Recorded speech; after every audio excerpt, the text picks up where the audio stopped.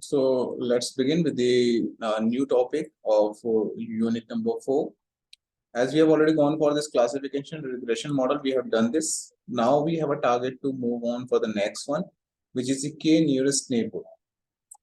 And looking for k nearest neighbor, this is basically we are looking. Actually, all these are related with the real world problem. So we are going to have a discussions on a real world problem of KNN.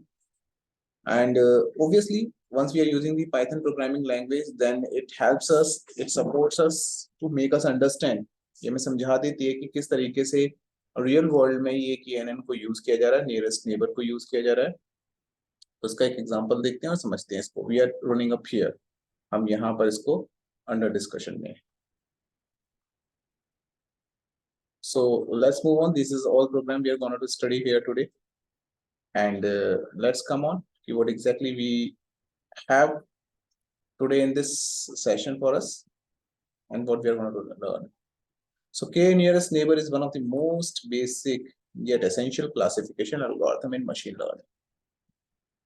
Machine learning की सबसे ज़्यादा एक important type of एक algorithm है जिसको हम use करेंगे यहाँ पे. It belongs to the supervised learning domain and find intense application pattern recognition.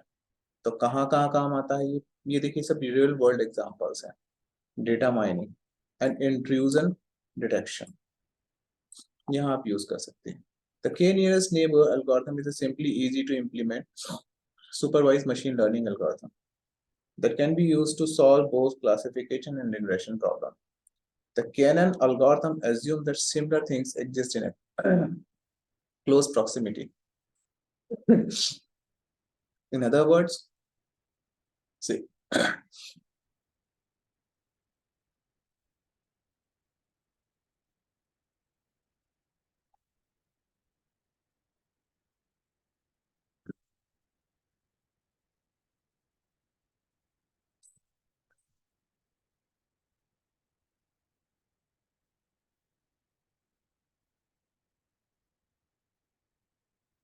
so the KNN algorithm assumes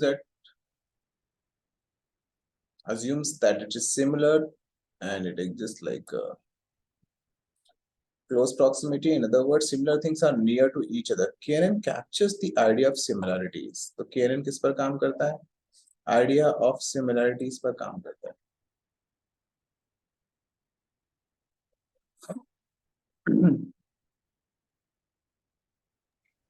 sir नमस्कार. नमस्कार सर, कैसे हैं? 3 नंबर वाली आप है ना? ठीक है, ठीक है.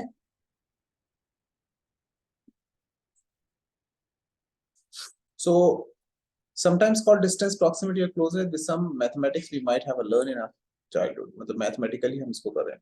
यूक्लिडियन डिस्टेंस के बारे में हमने बात करी थी जब हम सिमिलरिटी फाइंड आउट करते हैं बिटवीन टू फीचर. तो Euclidean distance is important part. तो is a popular and familiar choice. It is widely disposable in real life scenarios. तो यूक्लिडियन डिस्टेंस की मदद से ही हम रियल लाइफ सीन जितने भी हैं उन सब में यूज करते हैं. Since it is non-parametric, meaning it does not make any underlying assumptions about this distribution of data, as opposed to the algorithm such as GME. तो यहाँ पर Gaussian distribution हम यूज करते हैं. ठीक है. अब सबसे पहला टास्क होता है कि जब भी किसी रियल लाइफ प्रॉब्लम के लिए अगर हम जा रहे हैं तो हम कौन सी प्रोग्रामिंग लैंग्वेज यूज करने वाले हैं? Python. Then after what we have a target, Python के बाद में we are having a certain kind of a libraries make it very easy for us to handle the data and perform the typical complex tasks with a single code. Pandas, NumPy, Matplotlib और Seaborn. Seaborn library को भी हम use करते हैं different type के scatter plots को use करने के लिए. ये एक अनदर ऑप्शन हमारे साथ रहता है.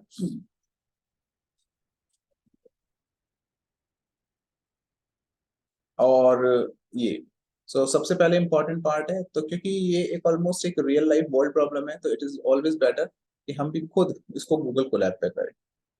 तो रियल लाइफ है, गूगल कोलैब पे प्रैक्टिस करेंगे तो पता चलेगा, सीखेंगे हम क्या करने वाले, इसको देखेंगे.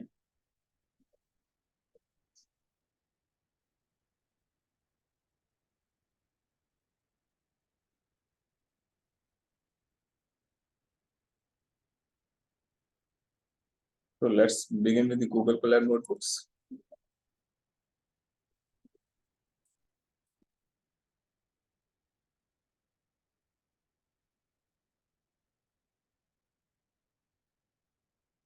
ये बस हम देख लेते हैं कि अभी तक हम जिस पर काम कर रहे थे क्या वही है या इस बार फाइल चेंज हो गई हमारी।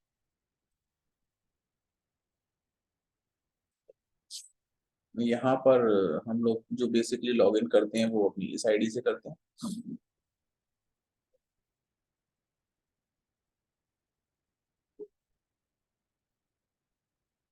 यस, तो एक न्यू नोटबुक ओपन करेंगे।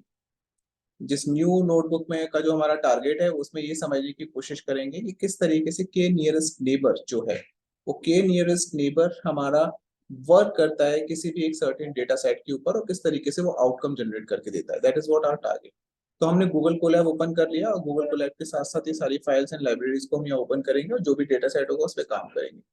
तो this is what the target. जब तक मीनवाइल ये ओपन हो रही है वी ट्राई टू अंडरस्टैंड कौन कौन सी लाइब्रेरीज मोस्ट इंपॉर्टेंट है। अगर आपने काम करना है तो पांडास पे काम करना है, नमपाई पे काम करना है, मैटप्लॉटलिब पे काम करना है और सीबन लाइब्रेरी को यूज करना है। मल्टीपल ऑप्शन है, बहुत से लोग प्लॉटली भी यूज कर लेते हैं, वो ऑप्शन भी आ जाते हैं, पर इनसे आपका काम चल जाएगा। और एसके लर्न जो है वो यूज करनी है किसके लिए, मशीन लर्निंग मॉडल के लिए। तो ये एसके लर्न इस model contain multiple libraries having pre implemented functions, पहले से फंक्शंस डिफाइंड होते हैं जो मदद करते हैं आपको डेटा की मॉडलिंग करने में और उसके इवैल्यूएशन करने में। ये फाइल हमारी ओपन हो गई है। ये यहाँ पर हम इसको बंद करते हैं और इस फाइल का लेबलिंग कर लेते हैं क्योंकि हम यहाँ पे KNN की बात कर रहे हैं। 301 KNN रियल वर्ल्ड प्रॉब्लम एक फाइल नेम हो गया आपका जिसको कि हमने किया। नेक्स्ट स्टेप हम यहाँ पर इसको कनेक्ट करते हैं। कनेक्ट किया, कनेक्टिंग स्टार्ट हो गया है। सबसे पहला टास्क होता है कि हम यहाँ पर अपनी लाइब्रेरीज में फर्स्ट इंपॉर्टेंट पार्ट होता है, आप लिख सकते हैं इसको, हैश इंपोर्टिंग ऑफ लाइब्रेरीज। जो भी आपकी लाइब्रेरीज हैं उनको इंपोर्ट कर लीजिए। पांडास को कर लिया एसपीडी, सीबर्न को कर लिया एज एसएनएस, मैटप्लॉटलिब को पाइप्लॉट एसपीएलटी, नंपाई को किया एज एमपी। ये यहाँ पर हमारा ये कनेक्ट भी हो चुका है। तो थोड़ा बड़ा कर देते हैं, जूम कर देते हैं आपकी सुविधा के लिए। इसको रन किया, इसका मतलब हमारी सारी की सारी फाइल्स इंपोर्ट हो चुकी है। अब द नेक्स्ट टास्क, अब डेटा सेट की बात करेंगे। जिस डेटा सेट पे काम करना है वो डेटा सेट हमारा pro state dot CSV data set है, वो ये अवेलेबल है, उसको हम यहाँ डाउनलोड करते हैं। हम आपको कई बार बता चुके हैं, अगर आप गूगल कोलैब पे काम कर रहे हैं और गूगल कोलैब पे काम कर रहे हैं तो करते वक्त फ्रॉम गूगल डॉट कोलैब, यहाँ से गूगल डॉट कोलैब इंपोर्ट करना है आपको files. From Google dot Colab import करनी है फाइल। अपलोडेड फाइल देखनी है आपको, वो मिलेगी आपको फाइल्स डॉट अपलोड।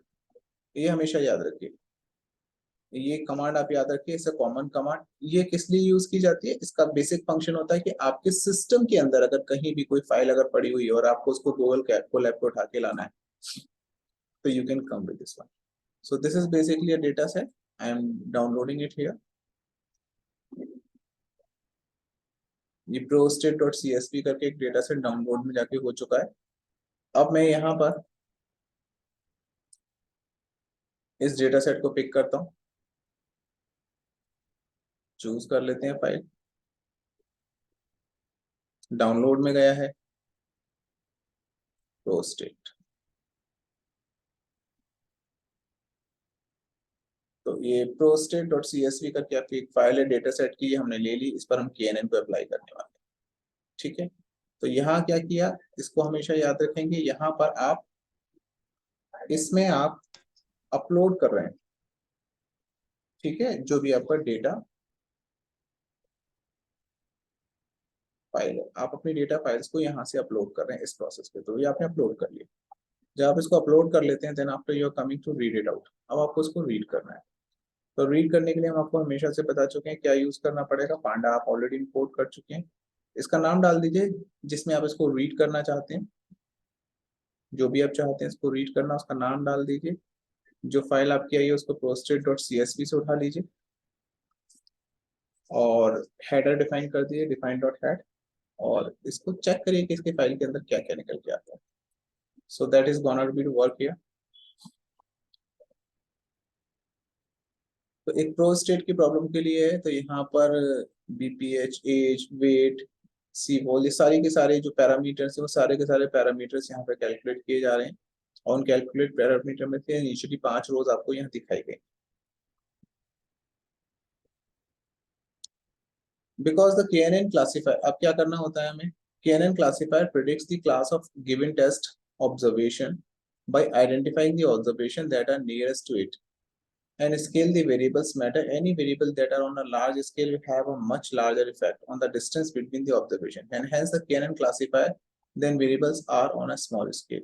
तो अब क्या करते हैं, बिकॉज द KNN classifier जो है वो प्रिडिक्ट करता है क्लास को गिवन टेस्ट। अब ये क्या कर रहे हैं, एक प्रोस्टेट के टेस्ट के लिए सारे पैरामीटर्स हमने यहाँ पे चूज किए हैं।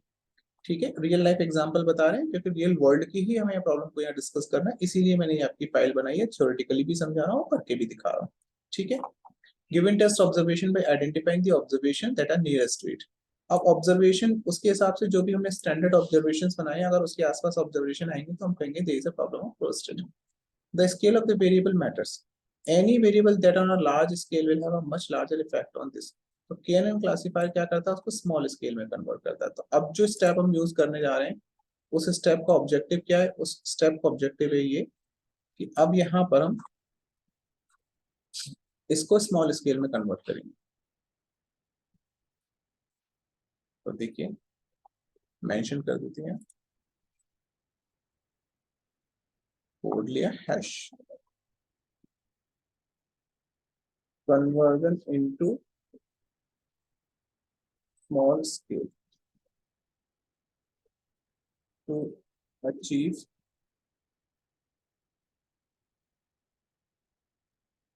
एफिशिएंसी।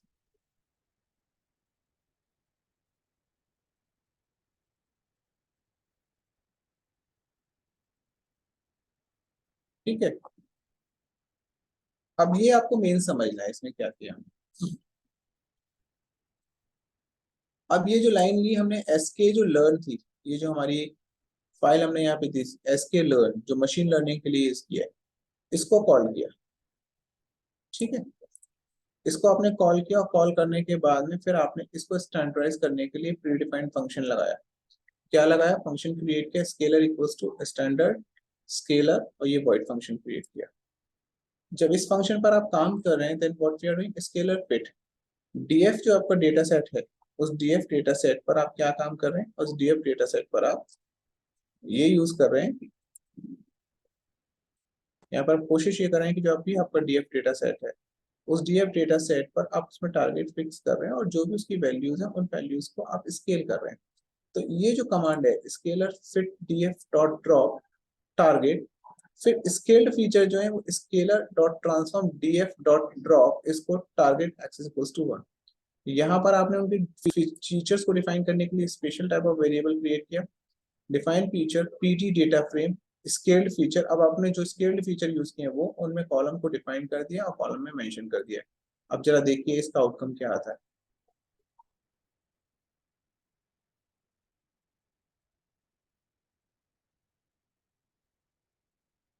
अब देखिए ये जो डेटा यूज किया जाए है, ठीक है, वन केवल वन वेट जो आप यूज कर रहे हैं, एज, IBPH, अब ये सारा का सारा डेटा स्केल्ड हो गया। कैसे हो गया आप चेक कर सकते हैं। पहले ये जो वैल्यूज थी इनके वेरिएशंस थे एक दूसरे के रिस्पेक्ट में, काफी हद तक वेरी कर रहे थे, -5579818। अब आप देखिए ये -1.645846। इसका मतलब with respect to the variation, जो भी आपने वेरिएशन क्रिएट किया फिट किया उसके रिस्पेक्ट में ये अब वेरिएशन स्केल्ड हो गया। देखिए सबकी स्केलिंग आपने कर दी। स्केलिंग किस हिसाब से कर दी, स्केलिंग इस हिसाब से कर दी कि ये जो वैल्यूज हैं अगर आप इस पूरे के पूरे डेटा सेट को देखना चाहेंगे तो वो भी अवेलेबल है। ये डेटा सेट यहाँ पर है, देखिए इस डेटा सेट में जो वैल्यूज वेरी कर रही हैं वो -0.57 से लेके 2, 1, 2, 2 पॉइंट समथिंग, 3 पॉइंट समथिंग। तो अब आपने स्केलिंग में क्या किया, जो वेरिएशन -0.57 से लेके थे इन वेरिएशंस को आपने एक रिस्पेक्टिव मीन के रिस्पेक्ट में ये ऑटोमेटिकली आपके फंक्शन ने किया, और फंक्शन ने करने के बाद इसकी स्केलिंग आपको प्रोवाइड कर दी।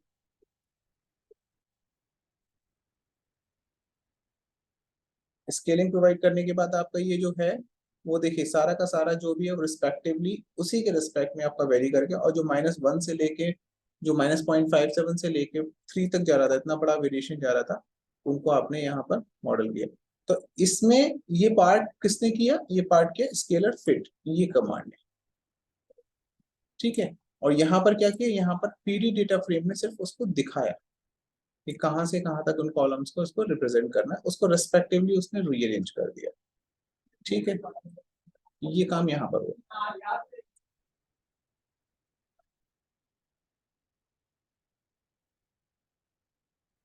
अब मॉडल डेवलपमेंट करने के लिए हमने यहाँ पर काम किया नेक्स्ट टास्क। अब क्या करने वाले हैं, अब हम लोग now we are using sklearn library implementation of KNN algorithm will train. अब हम क्या करेंगे, अपने मॉडल को ट्रेन करेंगे। Will train the model also. After training the purpose, we will evaluate the model by using the confusion matrix in classification report. अब इस process के अंदर हम मॉडल को ट्रेन करने जा रहे हैं।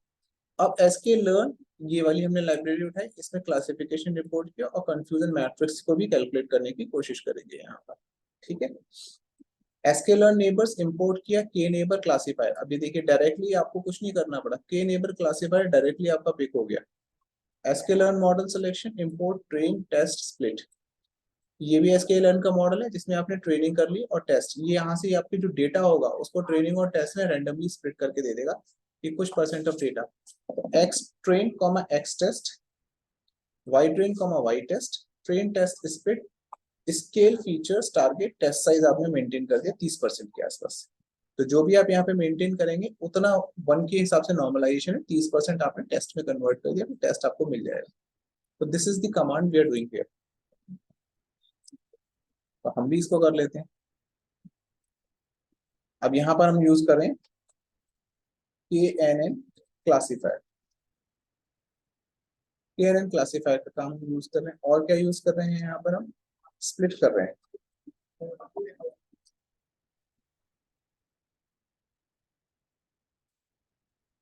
डेटा की स्प्लिटिंग कर रहे हैं, क्या कर रहे हैं, ट्रेन एंड टेस्ट कर रहे हैं, ठीक है। Training and test.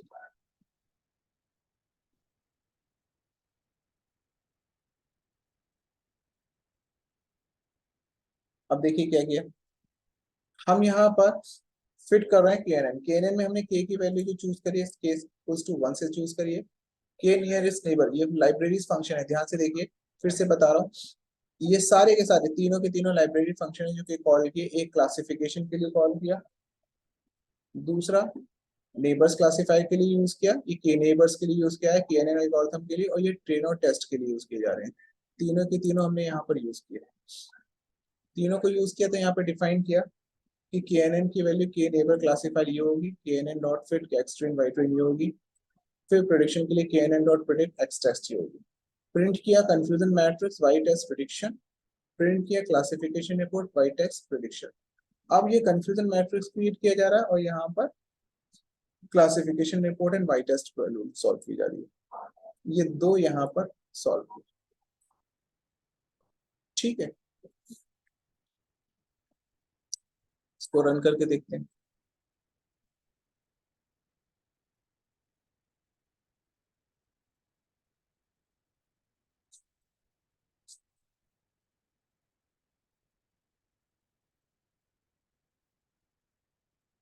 error as error if we have a target, कहीं मिस्टेक है स्पेलिंग में, चेक कर लेते हैं। हमने जो डिफाइन किया था ऊपर वो टारगेट, और यहाँ स्पेलिंग में चेंज आ गया, इसीलिए प्रॉब्लम क्रिएट कर रहा है।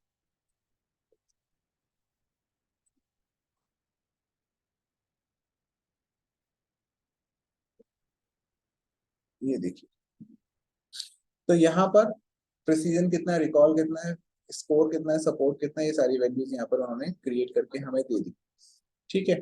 तो ये वाई टेस्ट में प्रिडिक्शन वैल्यू, वाई टेस्ट की प्रिडिक्शन वैल्यू सारी के सारे दिए हैं हमें, जो भी एक्यूरेसी के लिए फंक्शंस के लिए ये सारी यहाँ पर यूज की जा रही है।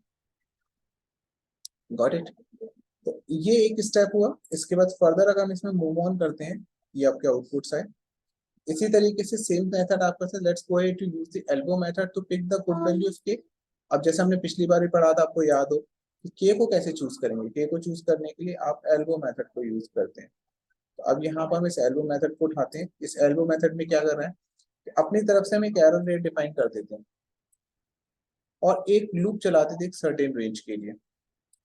KNN classify neighbors, KNN classify neighbors equals to I, KNN dot fit x train y train, prediction value को निकाला, KNN dot fit x test के ऊपर ये प्रिडिक्ट करके दिखाएगा। एरर का रेट जो है वो अपेंड करेगा, उसकी मीन वैल्यू को निकालेगा और चेक करेगा whether it is equals to y test और नॉट। प्लॉट करेंगे फिगर को, फिगर को चेक करने का देखेंगे कि एरर रेट क्या है। इसका मैं प्लॉट करके दिखाता हूँ, you will be able to understand that कैसे होगा।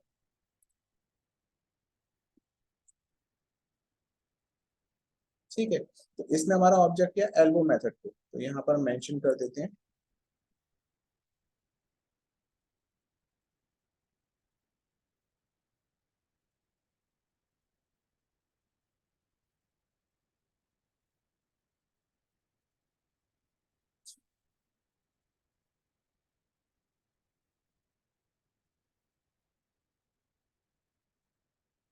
ये देखिए,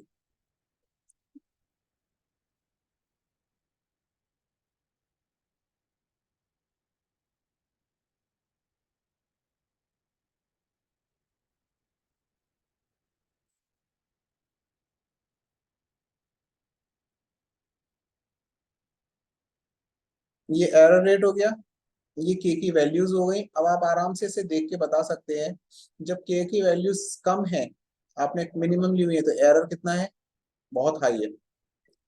फिर आपने के की वैल्यू को इनिशियली थोड़ा सा बढ़ाया तो बहुत ज्यादा एरर रेट डाउन हो गया। फिर एरर रेट फिर इंक्रीज करता है, नेक्स्ट स्टेप पर एरर रेट फिर डाउन होता है। इस तरीके से ये अनस्टेबल एरर रेट आता है, यानी कि के की वैल्यू में थोड़ा सा भी प्लस माइनस का जंप होता है, तो ये हाई एंड लो इसके बीच में रहता है। अप्रोक्सीमेटली बिटवीन सर्टेन वैल्यूज यहाँ से लेके यहाँ तक के बीच में एरर रेट फिर से कम रहता है। And then after it goes to peak, peak पे जाता है and then again to low, dip लेता है। डिप लेने के बाद में फिर ये एरर रेट जो है वो आपका एक सर्टेन स्टेबल पोजीशन में पहुंच जाता है ओवर 25। अब आपको ये पता चल गया कि के की किन किन वैल्यूज के रेस्पेक्ट में एरर रेट की वैल्यू क्या क्या रहती है। Here we can observe the error value is oscillating and then it increases to become saturate approximately. So let us take the value of k equals to 10 as that the value error is quite redundant. तो अभी हमने देखा कि हमारे यहाँ पर 10 के आसपास लगभग लगभग हमें स्टेबल वैल्यूज प्रोवाइड कर देता है ना। देखिए 10 के आसपास ही हमें लगभग लगभग स्टेबल वैल्यूज प्रोवाइड करता है। इसीलिए हमने क्या किया, के की वैल्यू को 10 के आसपास चूज कर लिया। अब के की वैल्यू को 10 चूज कर लिया, यानी कि एल्बो मेथड ने आपको क्या मदद कर दिया, एरर रेट निकलवाया और एरर रेट निकलवाने के बाद ये बता दिया कि आप इनमें से किस के को यूज कर सकते हो। तो हमारे लिए के 10 वैल्यू बिल्कुल ठीक रही, हमने उसको यूज कर लिया। अब फर्दर जब हम इसमें मूव ऑन करते हैं, फर्दर मूव ऑन करने के बाद यहाँ पर हम हमारा टारगेट है इस के की वैल्यूज को 1 के लिए चेक करते हैं और आंसर चेक करते हैं, और फिर के की वैल्यू 10 के लिए चेक करते हैं, दोनों के लिए चेक करते हैं। ठीक है, तो क्विक कंपैरिजन टू आर के इक्वल्स टू 1 के लिए same equation, same formula, confusion matrix, सारी वैल्यूज के इक्वल्स टू 1 के लिए निकाली। के इक्वल्स टू 1 के लिए हमारा कंफ्यूजन मैट्रिक्स आया 24402 और जो वैल्यूज आई प्रिसीजन की ये। और नेक्स्ट स्टेप में हमने क्या किया, यही हमने के की 10 वैल्यूज के लिए कैलकुलेट किया।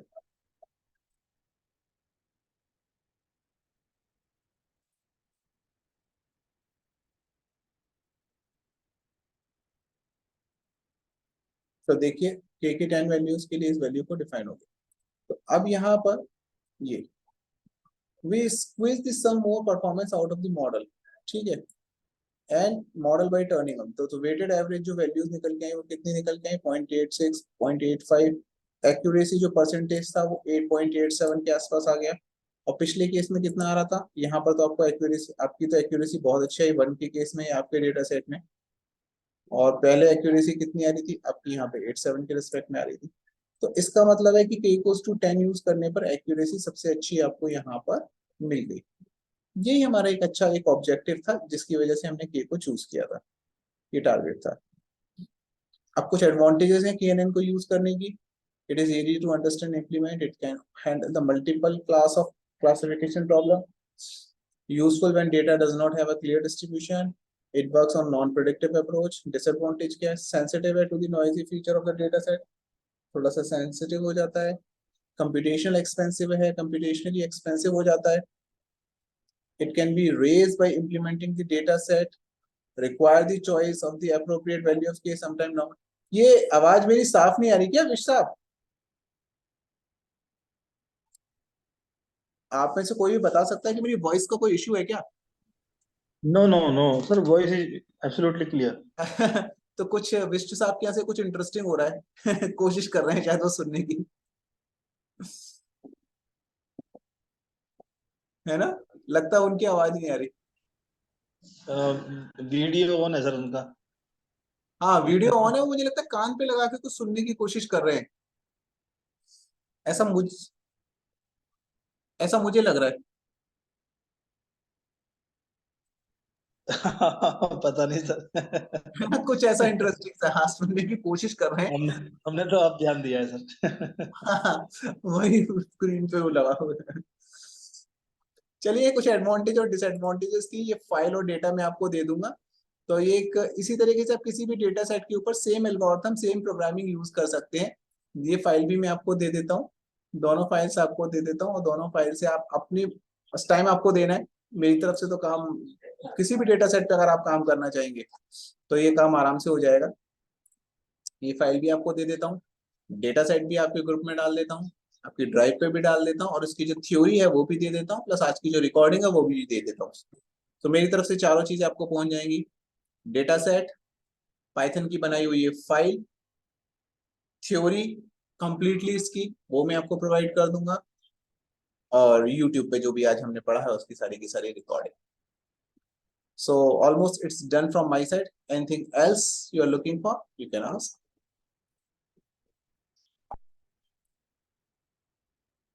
मैं ये डेटा सेट फाइल सब कुछ आपको देता हूँ।